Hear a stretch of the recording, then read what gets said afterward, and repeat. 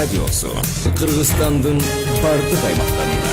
Бишкек шаары FM 90.2, Талас FM 90.3, Жалалабад FM 100.5, Нарын FM 98.7, Ысыкын FM 92.6, Ош FM 105, Баткен FM 101.5 тынчтыгында. İş günleri saat 9'dan 17.00'e çeyin Parlament FM radyosun uğa alasızlar. Ardayım biz menen birge olumuzlar. Саламатсыздар, урматтуу радиочулар. Кутмандуу күнүңүздөр менен Парламент радиосу күндүн тартибинде программасын алып чыгат. Жогорку Кеңеш бүгүнкү отурумунда караган алгачкы маселе Кыргыз Республикасынын башкы прокуратурасынын 2018 жылдагы ишмердүүлүгү боюнча отчет болду. Бир топ депутаттардын суроолоруна жооптор алынды. Дагы тактоо үчүн сиздердин сурооңуздарды кошумча катары кабыл алып, ошондой эле башкы прокурордун өзүнүн жеке маалыматтары менен дагы тааныштырганы турабыз. Андыктан студияга чакырып жаткан мейманыбыз Кыргыз Республикасынын башкы прокурору Өткүрбек Жамшитов. Өткүрбек Асылбекович, саламатсызбы? Студияга кош келиптирсиз. Саламатсыздар, рахмат. Бизде азыр Парламент радиосу, ошондой эле Facebook баракчасы аркылуу дагы угармандар, көрөрмандар көрүп угуп жатышат. Биздин маекке Жогорку Кеңеш депутаты Алмамбет Шыкмаматовдун дагы келип кошулуусу күтүлүүдө. Өткүрбек Жамшитбекович, негизги жылда эле жылдык отчеттор берилет, бирок айтылган мазмуну бирдей, статистикасы гана бир аз өзгөрүүлөргө туш болбосо, негизинен баягы эле параметрлер камтылат да, же жаңы бир критерийлерди кошумчалаган учур болобу? Бул башкы прокурордун отчету Кыргыз Республикасынын конституциясында көрсөтүлгөн. Башкы прокурор бир жылда бир Жогорку Кеңештин отчет берет деп. Анан тийиштүү комитеттер менен башкы прокурордун отчету форматы түзүлөт экен. Ошол форматтын негизинде биз отчетту тапшырабыз. Негизги биздин азыркы өзүмдүн докладымда көрсөтүп кеттим. Ооба, туура айттыңыз, ар жылы эле ошол эле цифралар, ошол эле бир өзгөрүү, конкреттүү түрдө бир өзгөрүүнү көрсөтө албайбыз. Анан негизги биз басымды докладда көрсөттүк, адамдын укуктарын жана эркиндиктерин коргоо.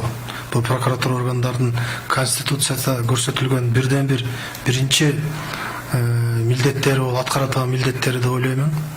Ошо менен бирге эле бүгүнкү күндө биздин жарандардын укук коргоо органдарына, теги эле министрлик, ведомстволорго карата, жергиликтүү өзүнүн алдынча башкаруу органдарына карата түшкөн арыз даттануулар. Булар бирден бир бизде көйгөйдө, мындай көйгөйлөрүн көрсөтүп жазган даттануулардан биз ушул жерде бир маани берип, дыкат караган болбогон фактылар биз моюнга алышыбыз керек. Биздин органда да жол берилип келген, бүгүнкү күндө дагы аракет кылып атабыз. Бирок ошого карабастан бар маселелер чечилген, чечилбей калып атат. Биз ушул эки багытка, ушул адамдардын укуктары, эркиндиктери боюнча бир басым жасап аракет кылдык да, ушунун үстүнөн иш алып барайлы деп 2019 жылы дагы өзүнүн иш пландарыбыз бар. Ушул жаатта биз аракеттерди дагы иш-чаралар жүргүзүп келебиз буюрса. Депутаттар койгон суроолордун ичинде бүгүн багы 2018 жылдагы орчундуу маселелер, андан сырткары ага чейинки окуялар дагы тизмектелип өттү. Ошонун катарында дача суудагы маселе боюнча иш жаңыртылды деп атпайсыздарбы? Бул ошол бийликтин тушунда эле каралыш керек беле, же ошол кетишин күтүп отурган маселе беле? Жок, бул дегенден мен алыспын. Биз эми факты менен айтайлы. Кылмыш иши ошол 17-жылы козголгон экен. Ал боюнча келип багы убактылуу өндүрүштөн токтотуп турган экен. Биз прокуратуранын бирден бир милдеттери болуп, көзөмөл орган болуп иштелгенде ар бир тергөөчүнүн укук органдарын кабыл алган чечимдерин мыйзамдуу карап, ошондой эле тартипте каралып, анын чечим кабыл алган чечимдери жокко чыгарылып, бүгүнкү күндө жанагы кылмыштардын бирдиктүү реестри РППга катталып, бүгүнкү күндө МВД тарабынан тергөө амалдары жүргүзүлүп жатат. Ал жерде дагы мына массалык маалымат каражаттарынан чыгып жүргөн бардык материалдарды биз чогултуп материалга тиркедик кылмыш ишине. Мен ойлойм, тергөө өзүнчө бир группа түзүп бүгүнкү күндө иштеп атышат, тергөө атышат. Анан айтылып аткан жагдайлар ошо кылмыш иштин алкагында толугу менен каралат деп ишенем мен. Токтотуп турууга эмне себеп болушу мүмкүн? Токтоп турган эми бизде багы закон боюнча өзүнүн 2-3 талабы бар. Биринчиден бул айыпка тартылган адамдын аныкталган болсо, ал бизде жок, качып жүргөндүгүнө карата токтотулат. Экинчиси, адам ооруп атса деп токтотулат. Үчүнчүсү, кылмыш жообуна жоопкерчиликке тартуу. адам жак жок болгондугуна байланыштуу токтотулат. Ошол адам жок деп негизде токтотулуп турган болчу экен кылмыш. Азыр бузуп бүгүнкү күндө ал токтомдо жокко чыгыш эркип катталды да, тергөө амалдары жүрүп жатат. Сотко чейинки өндүрүш иши башталды да. Буга чейин сиздердин отчетту тармактык комитетте караган эле жалпы жыйынга алып чыкты. Негизинен алардын корутундусу сиздерге канааттандырарлык деген бааны бергенден кийин анан жыйынга чыгат да. Анан ошондо сиз белгилеп кеттиңиз эле, ушул коррупция өтө өрчүгөн тармактардычы кандай себептерден улам ушуларды тактап чыктыңыздар? Критерий барбы бир? Сиз жана айтып атасыз, кечиркооз түшкөн арыздардын негизинде эле депчи, андай өз алдыңыздарча карап текшерүү мүмкүнчүлүгү? Эми биз прокурордук кызматкерлер биз өз алды чагында түшкөн арыз, пландык текшерүү өзүбүздүн текшерүүнүн жыйынтыктары менен аныкталган факты менен гана биз мындай талдоо жүргүзүп жыйынтык чыгара алабыз. Бул айтты анан биз СМИден алып же башкадан алып конкреттүү түрдө тактап мындай талдоо жүргүзүп эмете албайбыз. Бул ушул органда көп, тиги органда депчи. Негизги биздин таянганыбыз ушу арыздар. Өзүнүн пландык текшерүүлөрүнүн жыйынтыгы менен мыйзам бузуулардын жыйынтыктап ошолордо талдоонун негизинде биз алып чыгып атабыз. Анан прокуратура кызматкерлери түздөн түз тергөөчүлөр менен иштешет да.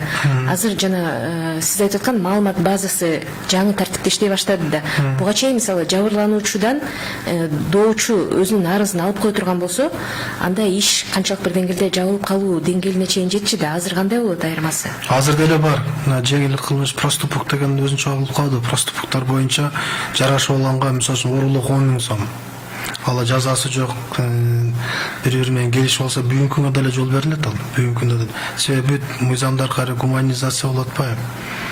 Ошого байланыштуу жол берилет, келишип алганга деп. Ушул сиз санап кеткен ири мекемелердин, министрликтердин коррупцияга жол бергендиги көбүнесе кандай тендерге байланыштуу болду же кандай негиздери болду? Бул жана депутаттар айтып атпайбы, тиги мугалимдин, врачтын айлыгы 600 000 сом болсо, алар кандай коррупциялык иштерге деген мааниде айтып атышпайбы?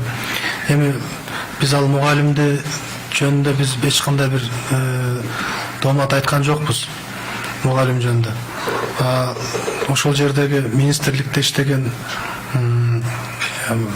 башчыларын, жетекчилери жөнүндө сөз болот. Бухгалтерияда ошол тендер өткөрөт.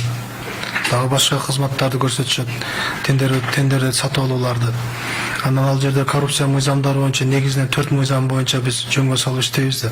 Коррупцияга каршы аракеттенүү мыйзамы, тендер сатып алуулар жөнүндө мыйзам, декларация жөнүндө мыйзам, анан кийин госслужба боюнча 4 мыйзам негизинде коррупция боюнча ушул багытта жүргүзөт. Ошол текшерүүлөр дагы ушул 4 мыйзамдын аткарышы мекеме ошо ишканаларды кандай аткарылып жатат, ошонун жыйынтыгы талдоо менен чыгарылат деп биздин көрсөткүчтөрүбүз. Коррупцияга илешкен деген бир катар тизмектерди санап берип атпайсыздарбы? Ал эми коррупциядан буга чейин тизмеде болуп, бирок арылып кетти деген бир структураны айта аласызбы? Жок, ошол боюнча эле келет. Былтыркы деле көрсөткүч ошону айтканбыз. Былтыр деле отчетто, быйылкы деле отчетто ошол эле Адилет министрлигинде, экономия министрлигинде, финанс министрлигинен аз. Себеби алардын арыздардагы биз анчалык катталган эмес, планда да кандай мыйзам бузуштар аныкталган эмес убагында ошол кесепеттин жыйынтыктары менен ошондой мындай калып калды, азайып кетти деген кайра мындай текшерген сайын же жетекчилер кеткен, жаңы келген, же мыйзамды жакшы түшүнүп билбей так эле мыйзам бузуштарга жол берип келишет да. Ушул арыздарды күтүп отура бербестен, баягы жеңишинен бүттү деген иштер болуп калса кандай болот дегеним да? Катталбайт, бирок коррупция жүрүп атат деген маселе. Мисалы үчүн массалык маалымат каражаттары күндө биздин пресс-служба менен ар бир массалык маалымат каражаттарына тиги интернетке чыккан ар бир жагдай, бизди мындай кызыктырат жагдай боюнча бизге чыгарылат дагы текшерүүбүз болантабыз ошол боюнча. Баштайбыз уже. Тийиштүү органга барат турган болсо, тийиштүү органга жөнөтөбүз. Өзү текшере турган болсо, кызмат адамы боло турган болсо, биз өзү ошону маалыматты негиз кылып, ал мыйзамда бар уже. Ал жерде кылмыш жөнүндө уже билдирилип атат. Биз ошонун негизинде дагы жүргүзөбүз да текшерүүлөрдү.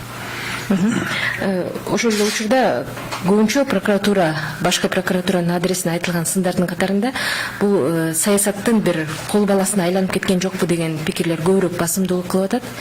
Сиз кандай төгүнгө чыгара аласызбы ушуну?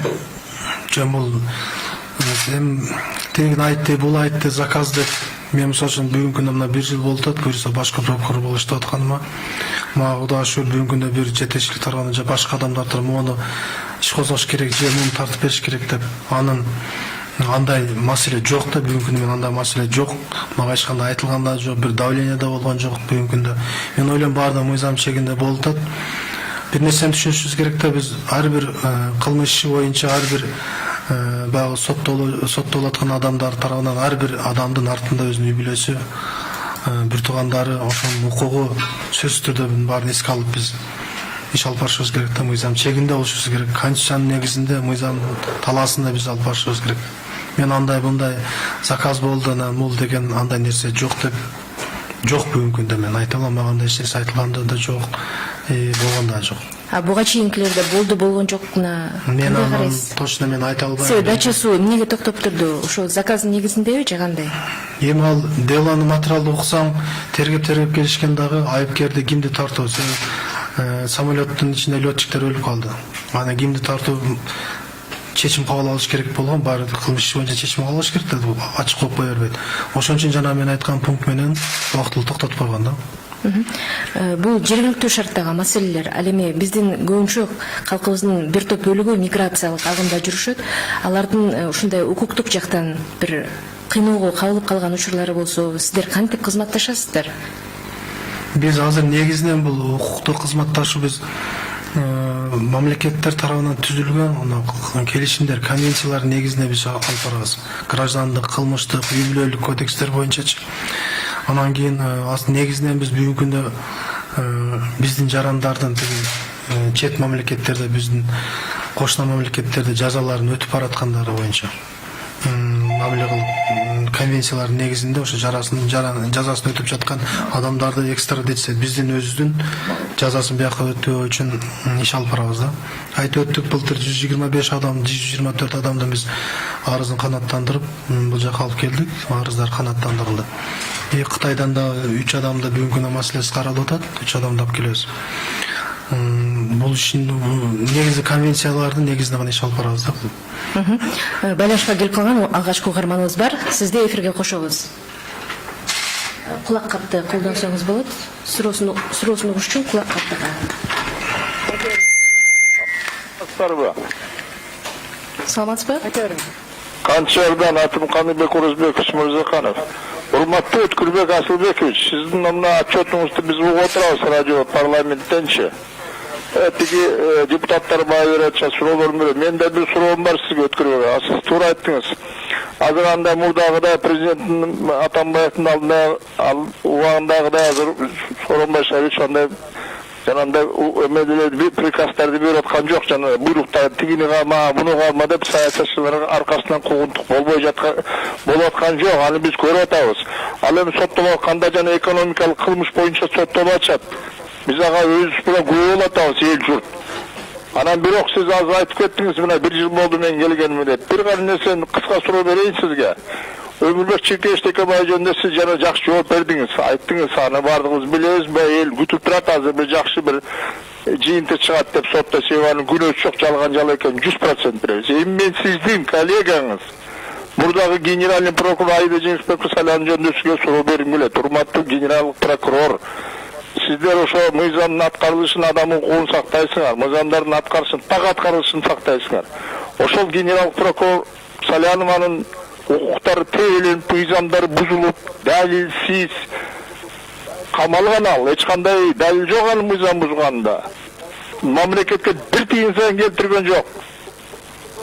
Ошондуктан силер ошол ишти токтотпостон азыр кайрадан ошол ишти өзүңөр инициатива кылып, ушуну кайрадан карап чыгып актасаңар туура болмок эле. Силерге жакшылыкка бир аброй алып келмек ушул. Сиздин коллегаңыз ал. Ал убагында ошо жана Елисеевдин возобновление кылган лицензиясын, анын укугу бар болчу Елисеев, ал убакта камала элек болчу. Кийин өзү Салян 13-жылдагы кылмыш иштерин ачкан ал. А 10-жылы анын кылмышы жок эле эч кандай. Ошондон мен сизден суранам, Өткүрбек Асылбек, ушул ишке да карап койсоңор. Анан Өмүрбек Текебаев жөнүндө туура жыйынтык чыгат деген ойлойм мен сизге. Ийгилик каалайм сизге, рахмат. Рахмат. Сиз айткан маселелерди баарын карап чыгайлы. Мурдагы башкы прокурордуку дагы өзүңүз билесиз, ал боюнча дагы жаңа ачылган жагдайлар боюнча, жаңа бүгүнкү иштеп жаткан мыйзамдар боюнча ал адам өзү дагы кайрылганга укуктуу, бизге кайрылганга да укуктуу. Маселени биз карап чыгайлы. Рахмат сизге. Facebook баракчасынан дагы суроо жолдогон угармандарыбыз болуп атат. Арсибек аттуу угарманыбыз жазып атат. Садыр Жапаровдун ишин эмне себептен кайра карабай деген пикир айттыңыз. Бул чечим күчүндөбү дейт да. Жаңа ачылган жагдайлар мыйзам талабына ылайык соттук териштирүүдө каралбаган жагдайлар жаңа ачылган жагдайлар болуп эстелет да. Мисалы үчүн бузга чейин жазылган, буга чейинки арыздарында ошол соттук териштирүүдө жаңы жагдайлар жок болгондугуна байланыштуу булардын арыздары канааттандыруусуз калтырылып келген. Бүгүнкү күндө жаңы мыйзам боюнча тарап өзү жогорку сотко кайрылууга укуктуу. Булар азыр мен билгенден жогорку сотко кайрылышты, жогорку соттон да каралат го эми буюрса. Дагы бир Саяков аттуу угарманыбыз жазып атат. Жеке аудиторлорду эмнеге иштетпегиле деген көрсөтмө бердиңиз эле дейт. Жеке аудиттерди мен бүгүнгө чейин талап кыламын. Бир прокуратура кызматкери, мамлекеттик улуттук коопсуздуктун кызматкери, финполициянын кызматкери, кайсылган укук коргоо органы жеке аудитти алып барып текшерүү жүргүзө турган болсо, ошол аныкталып, ору табыла турган болуп калса, мен өзүм мыйзам чегинде баягы укугуман колдонуп катуу чараларды көрөмүн. Себеби мыйзам боюнча аудиторду жалдаганга жол берилбейт. Эгерде ишкананын мекеменин жетекчиси гана бир аудиторду жалдап, экөөнүн ортосуна түзүлгөн келишимдин негизинде бир 10 000 сомго, 5 000 сомго буга чейинки бухгалтерияны бир тактап ревизия кылып бер деп жалдаса, бул башка кеп, закондо ошондо атылган. Биздин органдар барып текшертип аны, бирдемесин таптырдып, дагы бирдемеси бир коррупциялык жолго берилишип, анан кийин анын акчасын айыл өкмөттүн же башканын кызматкерлери төлөп берет кызмат. Ал договорду кыстап айыл өкмөт менен түздүрөт. Бул бүгүнгө чейин мен талап кылган, бүгүнгө чейин ол прокурорлордон, жерлерде прокурорлордон мен муну талап кылып жүрөм бүгүнгө чейин. Бирок официалдуу түрдө кайрылып, ошондой келди деп бүгүнгө чейин мага бир да арыздаттануу мага келе элек. Дагы бир байланышка чыккан угарманыбыз жазып атат. Захид Абдрашитов жакшы иштеп жатат деген пикир айтылып атат. Прокуратура деги эле өзүнө өзү сын көз караш менен карай алабы дейт. Ооба, биз сөз сын көз караш менен карайбыз. Биз жөнүндө аябай сын, биз коомчулукту баардык кызматкерлер коомдарлашып жүргөндөн кийин мыйзамдуулукту сактайбыз деп ушундай форма кийип, прокуратура кызматкери деп өзүбүздүн биз баркыбызды, беделибизди бийик сактап мыйзам бузуучуларга барбашыбыз керек. Биз өзүбүздү эгерде биздин кызматкерлер жөнүндө бир арыздаттануулар түшө турган болсо, биз сын көз караш менен карайбыз. Эгерде чында мыйзам бузулган болсо, аябсыз биз күрөшөбүз. Эгерде бүгүнкү күндө арканда арыздар болуп калышы да мүмкүн. Мындай жала жаап же бир кызыкчылыктардан пайдаланып, ал текшерүүдө ал аныкталбай турган болсо, анда мен өзүмдүн кызматкер тарапка өтөмүн. Бирок мыйзам бузуулукка жол берсе, мен аябсыз чара колдоном ал кызматкер. Бул прокуратура тармагынын өкүлдөрүнүн кызматтык бедели жогору турат деген пикирди айтып атасыз да, бирок ошол эле учурда прокуратура кызматкерлерине кол салуу адам өмүрүнүн кыйылышы менен шартталбады Баткендеги окуя боюнча. Кандай иштер? Баткендеги барышкан бул коомчулук азыр жогорку кеңеште да суроолор берилди. Бул жерде кызматкерлер менен бул жетекчи чыгып атат, өзүнүн колунда иштеген эки замы менен, эки бөлүмдүн башчысы менен, анан бир райондун прокурору менен ошол жерде чыгып барып, мындайча айтканда поднадзорный деп коет, өзүнүн көзөмөл астындагы ишкана мекеменин жетекчиси менен чыгып атышат булар. Анан ошонун жыйынтыгы барып ушул кесепеттер келип атат. Бүгүнкү күндө тергөө болуп атат. Кызматкерлер жумуштан четтетилген, алынган бардыгы. Анан берки айыпкерге тийиштүү кодекс, кылмыш жаза кодексинин адам өлтүрүү статьялары менен айыптар коюлган. Бүгүнкү күндө тергөө амалдары жүрүп жатат. Эми бул жерде мен өзүмдүн кызматкерлеримди бир да аябадан алысмын. Ал жерде булардын бүгүнкү күндө тергөө койсун, мен аралашпайм, айтпаймын, айтып атпайм, мен башка прокурор айтты деп тергөөчү башкача түшүнүп, башкача бир мен айткан сөзүмдү кабыл алышы мүмкүн. Кылмыштын жыйынтыгы менен акыркы тергөөнүн чечимин алгандан кийин биз окуп чыгып мыйзамдыгын кабыл алган чечимдердин мыйзамдуулугун карап чыксак болот, ошо менен айтсак болот. Бүгүнкү күндө тергөө амалдары жүрүп жатат. Сиздин бул кызматка келгениңизге 1 жылдай болуп калды. Негизинен даярдалган жылдык отчет сиздин жеке көзөмөлүңүздө даярдалды да келишиңиз менен. Ошондо бир шаблондуу стандартты бузуп чыгып, жаңы бир козголбой калган иштерди кайра козготуппу же козголгон иштин жыйынтыгын чыгарыппы, эмнеси менен өзгөчөлөндү отчет деги? Бул отчетту бул 2018-жылдын 8-февралында Коопсуздук кеңештин чечимдери. Бул жерден мурдагы көмүскө калып жабылып кеткен кылмыштар. Ошол кылмыштардын уже биз азыр айттык, канчасы сотко кетти, канчасы кайра токтоду, бүгүнкү күндө иш жүргүзүп жатат. Бирден бир ошол. Анан айтып атпайм, адамдын укуктарын, эркиндиктерин коргоо, арыздаттануулар, негизги багыттарыбыз ушул багытта биз анан сырттан биздин жарандардын экстрадиция маселесин колго алуу, ушул багытта биз жасадык. Форматы түзүлгөндө мен азыр жогорку кеңешке чечим кабыл алып атканда сунуш келтирейин деп атам. Себеби 2019-жылдын 1-январынан баштап кабыл алынган жаңы кодекстер мыйзамдарга ылайык форматтын эмесин дагы форматты өзгөртүшүбүз керек. Отчеттин форматын өзгөртүшүбүз керек. Ошону мен сунуш катары чечимге бир кошсоңуздар деп өзүм бир сунушумду айтсам деп даярданып отурмун. Амнистия боюнча, мунапыс боюнча да суроо калтырышкандар бар экен. Буга эмне дейсиз? Мунапыс? Мунапыс мыйзамы бүгүнкү күндө кабыл алынды, мунапыс кабыл алынды го дейм азыр. Азыр байланышка дагы экинчи угарманыбыз келип калыптыр. Биздин убактыбыз чектелүү болуп атат. Ушул жыйынтыктоочу суроо болсун, угалы сизде. Уважаемый Кылбек Асылбекович, у меня вопрос к вам. За вашу практику, если были какие-либо правонарушения со стороны сотрудников прокуратуры, какую ответственность они несут? Допустим, да, со стороны коррупционеров идет возмещение ущерба в бюджет. А если это было а если такой случай был со стороны прокуратуры? Спасибо. Жакын арада Баткен районунун прокурорунун орун басары кармалды. Биз ал баланы иштейт, ошол жерге деп дайындаганбыз. Кылмыш иши козголду, кармалды 20 000 сом менен. Ал баланы биз жумуштан бүгүнкү күндө увольнеттик. Аёсуз күрөш болду. Андан башка мыйзам бузушка жол берди, аёсуз. Ошо гана деп жооп берем, болду. Биздин эфирдеги убактыбыз дагы соңуна чыкты десек, бирок угармандар кой бербей атат. Сиз жыйынтыктоочу суроо менен эфирде жабалычы?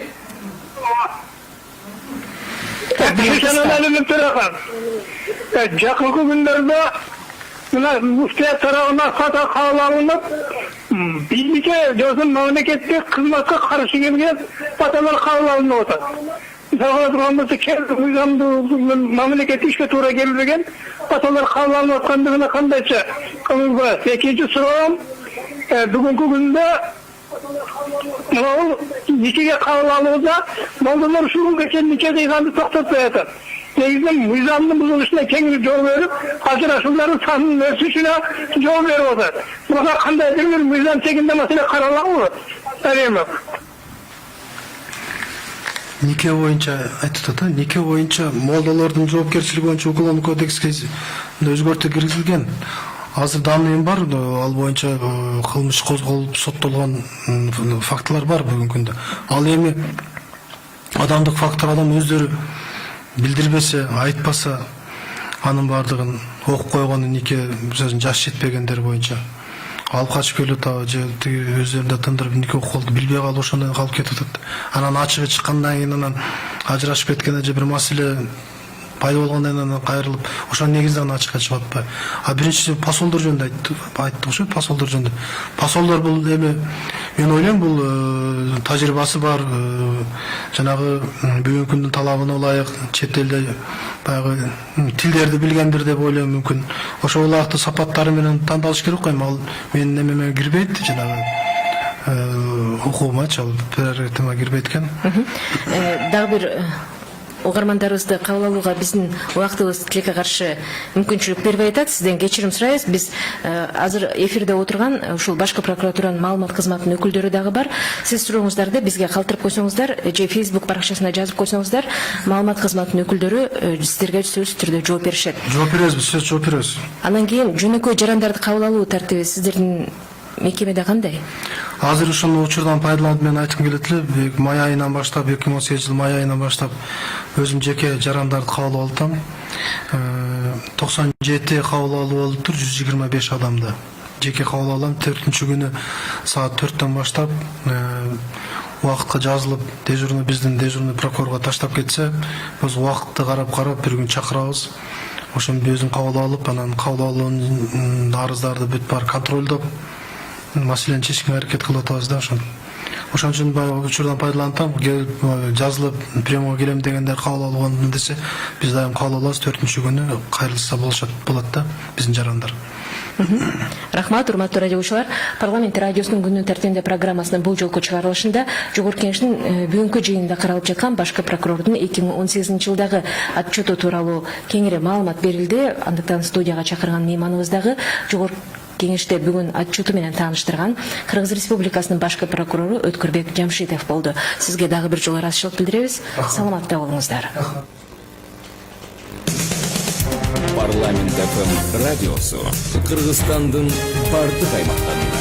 Бишкек шаары ФМ 90.2, Талас ФМ 90.